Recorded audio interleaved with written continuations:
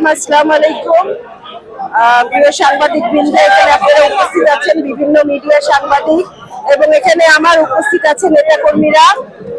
আমি প্রথমে ধন্যবাদ জানাবো আমাদের জাতীয়তাবাদী দল বিএনপির ভারপ্রাপ্ত চেয়ারম্যান তারেক রহমানকে, দেশনেত্রী বেগম খালেদা জিয়াকে এবং আমাদের মহাসচিব মির্জা ফখরুল আলমগীরকে এবং স্ট্যান্ডিং কমিটির সকল মেম্বারদের আমি আমার ধন্যবাদ জানাচ্ছি এবং কৃতজ্ঞতা প্রকাশ করছি।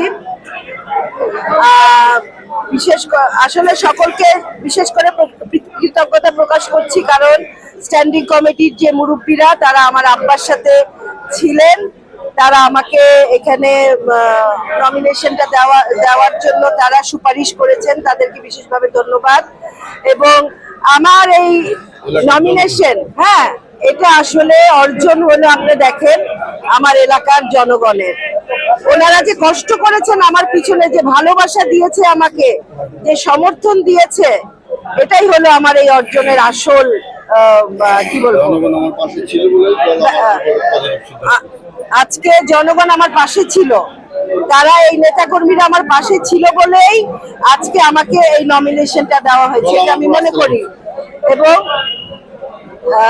ঠেলা দিও না। আমার এই আপনি দেখেন এই যে সমর্থন, এই যে ভালোবাসা, এটাই হলো আসল বিষয় আমার নমিনেশনের। আর আমি এতটুকু বলবো, আমার আব্বার জন্য আপনারা দোয়া করবেন, শহীদ প্রেসিডেন্ট জিয়া রহমানের জন্য রুহের মাগফিরাত আমরা কামনা করি। এবং আমার আব্বা আজকে সে নাই, কিন্তু সেই যে কাজগুলো করে গেছে তার অসম্পূর্ণ কাজগুলো যেন আমি সম্পূর্ণ করতে পারি, এই জন্যই আমি ইনশাল্লাহ কাজ করব এখন থেকে এমপি হওয়ার জন্য। আমার সাথে ফরিদপুরের মানুষ আছে, ফরিদপুরের জনগণ আছে, নেতাকর্মীরা আছে এবং আপনারা সকলে আছেন। আমি ধন্যবাদ সকলকে জানাচ্ছি। তিনি নমিনেশন পাননি, আপনার এখন ভূমিকা কি থাকবে?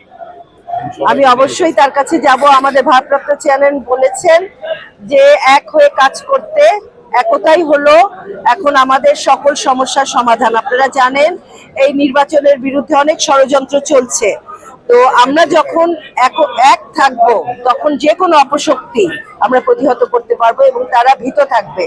আমাদের বিএনপি হলো সবচেয়ে বড় দল, এই বৃহৎ দল বাংলাদেশের, অথবা আমরা যদি এক থাকতে পারি, এটা হচ্ছে শক্তি, এটাতে আমাদের এই ষড়যন্ত্র সব উড়ে যাবে। আমি মনে করি যে আত্মবিশ্বাসে আপনি কি মনে করতে পারেন সেই আত্মবিশ্বাসটা আপনি রক্ষা করতে পারবেন? ইনশাআল্লাহ। হ্যাঁ, ইনশাআল্লাহ, অবশ্যই। আমাকে অনেক বিবেচনা করে, অনেক কিছু যাচাই বাছাই করে দল আমাকে এই নমিনেশনটা দিয়েছে। অতএব তারা জানে যে আমি এটা রক্ষা করতে পারবো, সেই জন্যই আমাকে দিয়েছে এবং ইনশাআল্লাহ আমি করব, কারণ আমি জনগণের সাথে থেকে আমি রাজনীতিটা করি। নেতাকর্মীদের উদ্দেশ্যে আপনার বক্তব্যটা কি আজকের এই বিজয়ের ক্ষণে নমিনেশনের প্রাপ্তির পরে?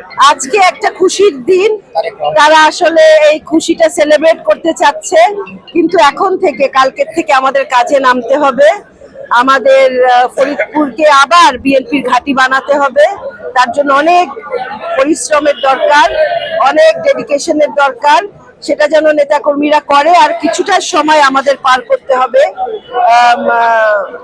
3টা মাস, ফেব্রুয়ারি পর্যন্ত, নির্বাচন না আসা পর্যন্ত তারা যেন মাঠে থাকে, কাজ করে, এটাই আমি তাদের কাছ থেকে আশা করি। এবং তারা আমার সাথে ছিল বলেই আজকে দল আমাকে নমিনেশন দিয়েছে। আমি কি তাদেরকে ধন্যবাদ বিশেষভাবে জানাতে চাই।